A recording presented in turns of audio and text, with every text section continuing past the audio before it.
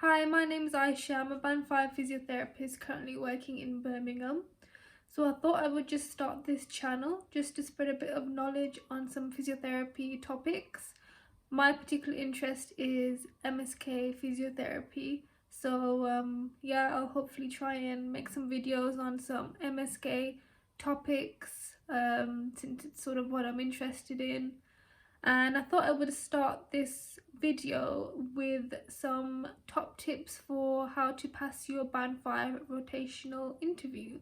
I thought it would be a good way to start this channel since I did have to do a few of those interviews to get my first job. So yeah, keep on watching and I'll give you some tips. So my first top tip would be is to prepare beforehand. Prepare. Sounds a bit simple, but for my first interview, I didn't prepare much.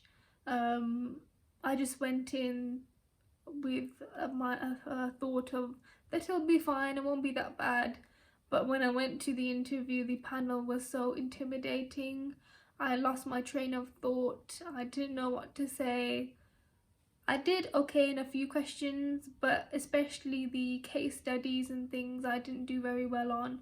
So my first tip would be is definitely to prepare. So what I did to prepare for my other interviews is to just jot down some good interview questions, practice them with any family members or any other students that might be taking the interview, and it will help you like vocalize how you want to say those answers, and it will make you feel a bit more confident as well.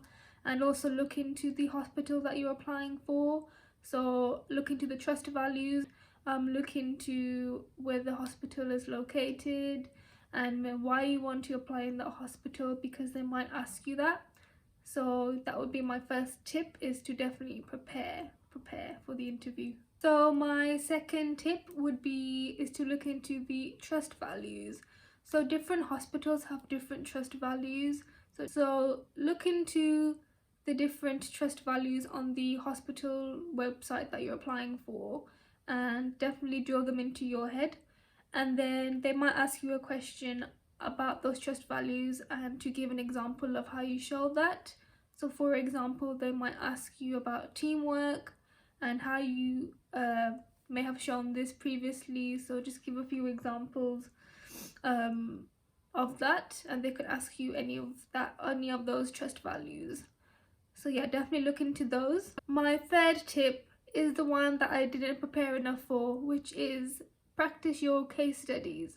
So what happened with me is at the beginning of the interviews, they asked more so non-clinical questions, and then afterwards ask clinical questions like those case studies. So they might ask you any case study question. It could be musculoskeletal, it could be neuro, it could be cardiorespiratory. So they basically will give you a scenario. For example, a patient had a acute exacerbation of COPD, run through the objective or subjective assessments. What would you do?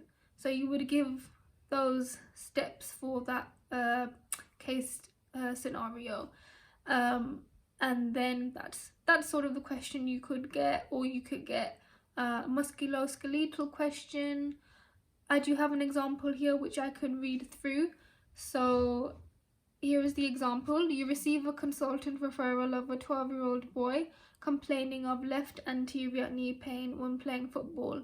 Please describe how you would assess this patient and give at least 3 examples of differential diagnosis. So this could be a potential question.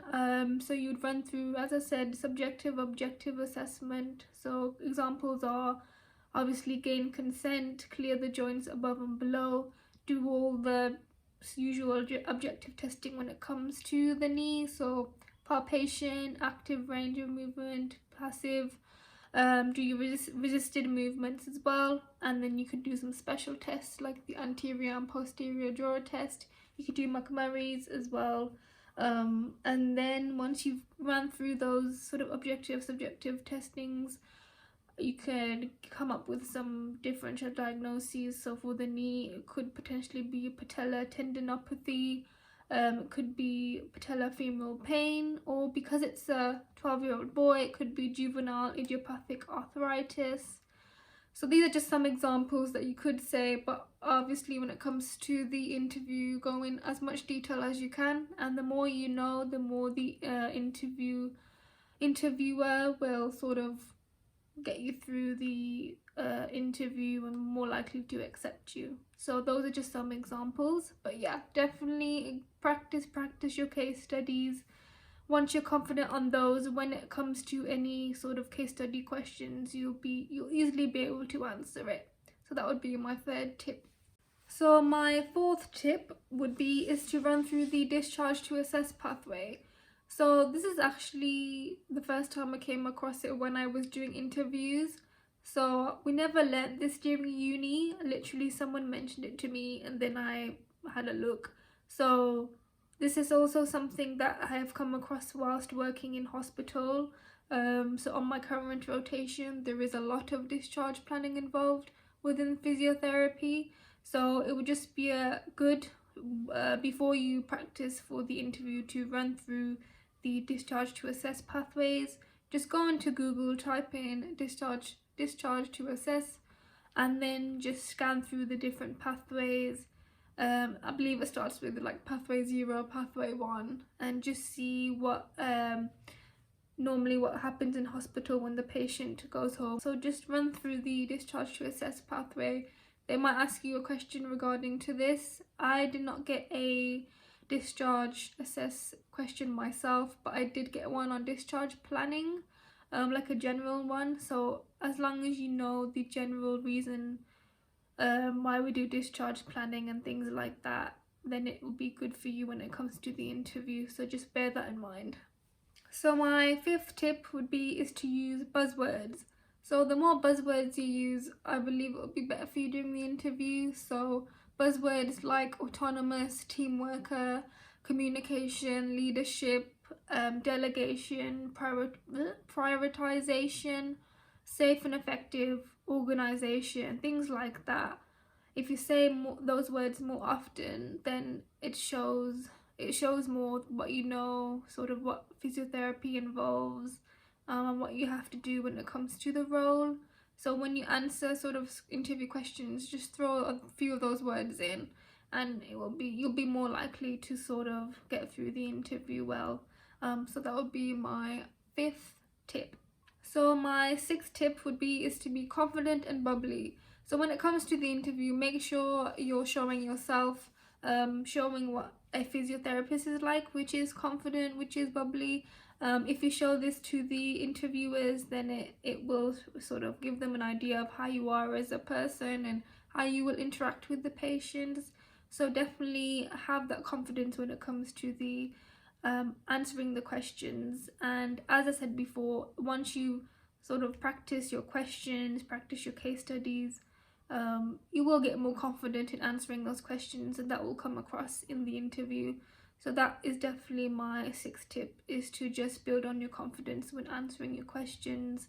If you're a bit hesitant with answers, it doesn't look great. I mean, this sometimes it will happen during interviews, but don't be hesitant throughout the interview. Just try and be confident, and you're more likely to sort of pass that interview.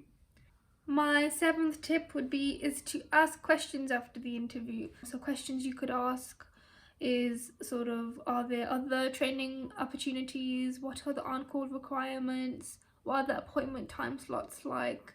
Will you be involved in auditing or service development? And this will show that you're more keen in the role.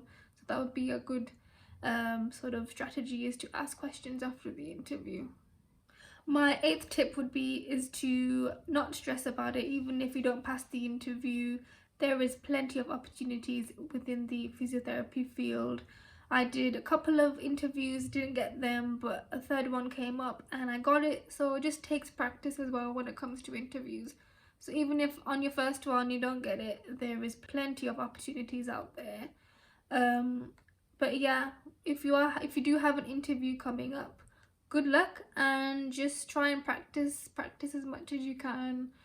Try and feel relaxed, try and get yourself relaxed before the interview, and hopefully your panel will not be intimidating and they'll be calming as well.